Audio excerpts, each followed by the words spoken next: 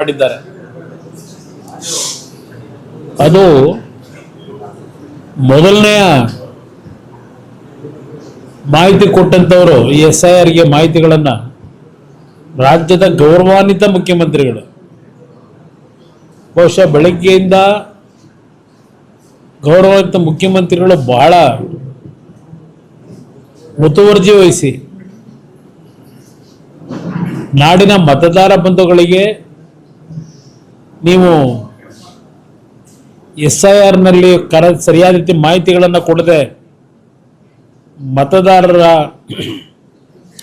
ಲಿಸ್ಟ್ನಿಂದ ಹೊರಗೆ ಹೋದರೆ ನಿಮಗೆ ಯಾವುದೇ ರೀತಿಯ ಸರ್ಕಾರದ ಏನು 5 ಗ್ಯಾರಂಟಿ ಯೋಜನೆಗಳಿದೆ ಎಲ್ಲದರಿಂದ ನೀವು ವಂಚಿತರಾಗ್ತೀರಿ. ಈ ಒಂದು ದೊಡ್ಡ ಪ್ರಚಾರದ ಮುಖಾಂತರ ಮುಖ್ಯಮಂತ್ರಿಗಳು ನಾಡಿನ ಜನತೆಗೆ ಜಾಗೃತಿ ಮೂಡಿಸ್ತಕ್ಕಂಥ ಕೆಲಸ ಮಾಡಿದಂಥ ಹಿನ್ನೆಲೆ ಇರಬೇಕು. ಬಹುಶಃ ಪ್ರತಿನಿತ್ಯ ಆ ಕಾಂಗ್ರೆಸ್ನ ಅಧ್ಯಕ್ಷರು, ಕಾಂಗ್ರೆಸ್ನ ಮುಖಂಡರುಗಳು SIRನ ಒಂದು ವಿಷಯದಲ್ಲಿ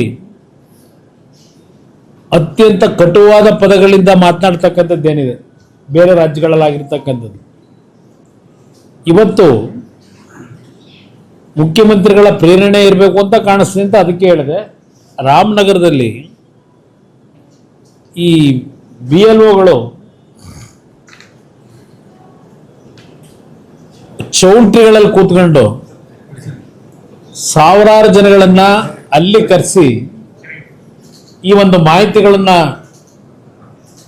ಚೌಲ್ಟ್ರಿ ಕೂತ್ಕೊಂಡು ಏನು ಮಾಡ್ತಾ ಇದ್ದಾರೆ, ಪ್ರತಿ ಮನೆಗೆ ಹೋಗಬೇಕಾದಂಥದ್ದು ಆ BLOಗಳ ಒಂದು ಕರ್ತವ್ಯ ಇರ್ತಕ್ಕಂಥದ್ದು. ಆದರೆ ಇವತ್ತು ರಾಮನಗರದಲ್ಲಿ ಒಂದು ಕೋಮಿಗೆ ಸಂಬಂಧಪಟ್ಟವರನ್ನು ಇವತ್ತು ಆ ಫೇಕ್ ಐಡಿಗಳು ಇರ್ತಕ್ಕಂಥವರು ಬಹುಶಃ ಬಾಂಗ್ಲಾದೇಶದಿಂದ ಬಂದಂಥವರು ಭಾಳ ಜನ ಇದ್ದಾರೆ. ಅಲ್ಲಿ ಏನು ಪ್ರತಿನಿತ್ಯ ಚರ್ಚೆ ಮಾಡ್ತಾರೆ ಬಾಂಗ್ಲಾದೇಶದ ನಿವಾಸಿಗಳ ಬಗ್ಗೆ. ಕನಿಷ್ಠ ಒಂದು 8 ರಿಂದ 10 ಸಾವಿರಕ್ಕೂ ಹೆಚ್ಚಿನ ಸಂಖ್ಯೆಯಲ್ಲಿ ರಾಮನಗರದಲ್ಲಿ ಇವತ್ತು ಇವ್ರನ್ನೆಲ್ಲರನ್ನೂ ರಕ್ಷಣೆ ಕೊಟ್ಕೊಂಡು ಇಟ್ಕೊಂಡಿದ್ದಾರೆ. ರಾಮನಗರ, ಚನ್ನಪಟ್ಟಣ ಭಾಗದಲ್ಲಿ. ಇಲ್ಲಿ ರಾಮನಗರದಿಂದ ನಮ್ಮನ್ನು ಖಾಲಿ ಮಾಡಿಸಿದ್ದೇನೆ ಅಂತಕ್ಕಂಥ ನೆನ್ನೆ ಮಾತೇನು ಹೇಳ್ತಾರೆ, ನನ್ನನ್ನು ಖಾಲಿ ಮಾಡಿಸ್ಲಿಕ್ಕೆ ಆಗಲ್ಲ, ನನ್ನ ಮತ ಇರೋದೇ ರಾಮನಗರದಲ್ಲಿ. ನನ್ನದು, ನಿಖಿಲ್ ಕುಮಾರಸ್ವಾಮಿದು, ಅನಿತಾ ಕುಮಾರಸ್ವಾಮಿದು, ನನ್ನ ಸೊಸೆದು, ಎಲ್ಲರದು ರಾಮನಗರದ ಬಿಡದಿ ಹೋಬಳಿಯ ಕೇತನಹಳ್ಳಿ ಗ್ರಾಮದಲ್ಲಿ ನನ್ನ ಮತ ಇರೋದು. ನನ್ನನ್ನು ರಾಮನಗರ ಬಿಟ್ಟು ಕಳ್ಸೋಕ್ಕಾಗಲ್ಲ ಅವರು.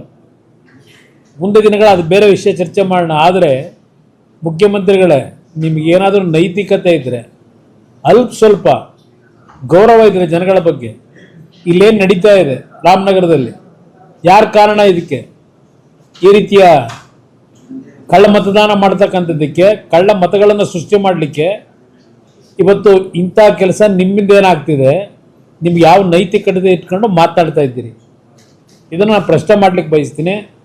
ನಾಡಿನ ನಮ್ಮ ರಾಜ್ಯದ ಚುನಾವಣಾ ಅಧಿಕಾರಿಗಳಿರ್ಬೋದು, ಕೇಂದ್ರದ ಚುನಾವಣಾಧಿಕಾರಿಗಳಿಗೂ ಇವತ್ತು ರಾಮನಗರದಲ್ಲಿ ಏನಾಗ್ತದೆ ಇದರ ಬಗ್ಗೆ ಜಿಲ್ಲೆಯಲ್ಲ ಬಹುಶಃ ಕರ್ನಾಟಕದಲ್ಲೇ ಆಗ್ತಾ ಇರ್ಬೋದು. ಇದು ಒಂದು ನಮ್ಮ ಮುಂದೆ ಸಿಕ್ಕಿರ್ತಕ್ಕಂಥದ್ದು. ಇವತ್ತು ಇಲ್ಲಿ ಯಾವ ಒಂದು ಕಳ್ಳ ಮತದಾರರಿದ್ದಾರೆ ಅವರನ್ನು ಇವತ್ತು ನಿರ್ದಾಕ್ಷಿಣ್ಯವಾಗಿ ಆ ಮತದ ಒಂದು ಕಳ್ಳ ಮತದಾನ ಮಾಡ್ತಕ್ಕಂಥದ್ದಕ್ಕೆ ಸೃಷ್ಟಿಯನ್ನು ಮಾಡ್ತಾ ಇದ್ದಾರೆ. ಮತದಾರ ಪಟ್ಟಿಯಿಂದ ಅವರನ್ನು ಸಂಪೂರ್ಣವಾಗಿ ಚುನಾವಣಾ ಆಯುಕ್ತರು ಇವತ್ತು ಯಾವ ರೀತಿಯಲ್ಲಿ ಹಲವಾರು ರಾಜ್ಯದಲ್ಲಿ ಕಠಿಣವಾದಂಥ ಕ್ರಮ ತೆಗೆದುಕೊಂಡಿದ್ದೀರಿ, ಆ ಕ್ರಮವನ್ನು ತೆಗೆದುಕೋಬೇಕು ಅಂತ ಹೇಳಿ ಮನವಿ ಮಾಡ್ತೇನೆ, ಆಗ್ರಹ ಮಾಡ್ತೇನೆ. ಇಲ್ಲ, ಸರ್ಕಾರದ ದುರ್ಬಳಕೆ ಇದು. ಇಲ್ಲಿ ಚುನಾವಣಾ ಆಯೋಗದ ದುರ್ಬಳಕೆ ಅಲ್ಲ. ಇಲ್ಲಿ ಇರ್ತಕ್ಕಂಥವರು ಈ SIRನ ಏನೋ ಒಂದು BLOಗಳೇನಿದ್ದಾರೆ ಈ ಕೆಲಸವನ್ನು ನಿರ್ವಹಣೆ ಮಾಡ್ತಾ ಇರತಕ್ಕಂಥದ್ದು ರಾಜ್ಯದ ಅಧಿಕಾರಿಗಳು, ರಾಜ್ಯ ಸರ್ಕಾರದ ಅಧಿಕಾರಿಗಳು ಕೆಲಸ ಮಾಡ್ತಾ ಇರೋದು. ಇದಕ್ಕೆ ಪ್ರೇರೇಪಣೆ ಈ ರಾಜ್ಯದ ಮುಖ್ಯಮಂತ್ರಿ, ಇವತ್ತು ಅವರು ಪ್ರೇರೇಪಣೆ ಅಂತಕ್ಕಂಥದ್ದು ನನ್ನ ಅಭಿಪ್ರಾಯ. ಅದರಿಂದ ಇವತ್ತು ಚುನಾವಣಾ ಆಯೋಗ ಗಮನ ಹರಿಸಬೇಕು ಈ ವಿಷಯದಲ್ಲಿ.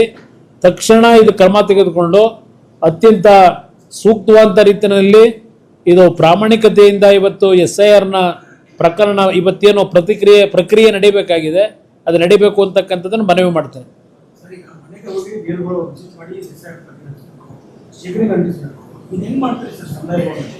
ಅದನ್ನು ಮುಖ್ಯಮಂತ್ರಿಗಳನ್ನ ಕೇಳಬೇಕು. ಅದನ್ನೇ ಈಗ ನನಗೂ ಅದೇ ಆಶ್ಚರ್ಯ. ಪಾಪ ಮುಖ್ಯಮಂತ್ರಿಗಳು ಬಹಳ ಅವರೇ ಖುದ್ದು ಏನು ಚರ್ಚೆ ಮಾಡ್ತಾ ಇದ್ರು, ರಾಜ್ಯದ ಜನತೆಗೆ ಸಂದೇಶ ಕೊಡ್ತಾ ಇದ್ರು. ಇವತ್ತು ಜಿಲ್ಲಾಧಿಕಾರಿ ಏನ್ ಮಾಡ್ತಾ ಇದ್ದಾರೆ? ಜಿಲ್ಲಾಧಿಕಾರಿನ ಇದೇ ಕೆಲಸಕ್ಕೆ ಬಿಟ್ಕೊಂಡಿದ್ದಾರೆ. ಅಲ್ಲಿ ಅವ್ರ ಮೇಲೆ ಕ್ರಮ ತೆಗೆದುಕೋಬೇಕು ಅಂತಕ್ಕಂಥದ್ದು ನಾನು ಆಗ್ರಹ ಮಾಡ್ತೀನಿ. ಈ ಸಂದರ್ಭದಲ್ಲಿ ಜಿಲ್ಲಾಧಿಕಾರಿಗಳನ್ನು ಒಳಗೊಂಡಂತೆ ರಾಜ್ಯ ಸರ್ಕಾರದ ಅಧಿಕಾರಿಗಳು ಬಹುಶಃ ಇದು ಬರೀ ರಾಮನಗರದಲ್ಲ, ಇಡೀ ರಾಜ್ಯದಲ್ಲಿ ಈ ಪಿತೂರಿ, ಈ ರೀತಿಯ ಅಕ್ರಮ ಮತದಾರರ ಪಟ್ಟಿಯನ್ನು ಇವತ್ತು ಮಾಡ್ತಕ್ಕಂಥವ್ರ ಮುಖಾಂತರ ಪಾಪ 2028ಕ್ಕೂ ಮುಖ್ಯಮಂತ್ರಿ ಆಗ್ಲಿಕ್ಕೆ ಕನಸು ಕಾಣ್ತಾ ಇದ್ದಾರೆ ಅನ್ನೋದು ನನ್ನ ಅಭಿಪ್ರಾಯ. ನಾನು ಚುನಾವಣಾ ಆಯೋಗಕ್ಕೂ ಇದ್ರ ಬಗ್ಗೆ ಪತ್ರವನ್ನು ಬರೀತೀನಿ. ಅದರ ಜೊತೆಗೆ ಗೃಹ ಸಚಿವರ ಗಮನಕ್ಕೂ ಇದನ್ನು ತರೋದ್ರ ಮುಖಾಂತರ ಇವತ್ತು ಈ ರೀತಿಯ ಕರ್ನಾಟಕದಲ್ಲಿ ಈ ಒಂದು ಅಧಿಕಾರವನ್ನು ದುರ್ಬಳಕೆ ಮಾಡಿ ಪಶ್ಚಿಮ ಬಂಗಾಳದಲ್ಲಿ ಆಗಿರತಕ್ಕಂಥ ರೀತಿಯಲ್ಲೇ ಇಲ್ಲೂ ಇವತ್ತು ಈ ಅಕ್ರಮ ಏನು ಮಾಡಲಿಕ್ಕೆ ಹೊರಟಿದ್ದಾರೆ. ಇದನ್ನು ನಾನು ಕೇಂದ್ರದ ಚುನಾವಣಾ ಆಯುಕ್ತರಿಗೂ ಗಮನಕ್ಕೆ ತರ್ತೇನೆ. ಅದರ ಜೊತೆಗೆ ಕೇಂದ್ರ ಸರ್ಕಾರದ ಗೃಹ ಮಂತ್ರಿಗಳಿಗೂ ಈ ವಿಷಯವನ್ನು ನಾನು ತರಬೇಕು ಅಂತ ಇದ್ದೇನೆ.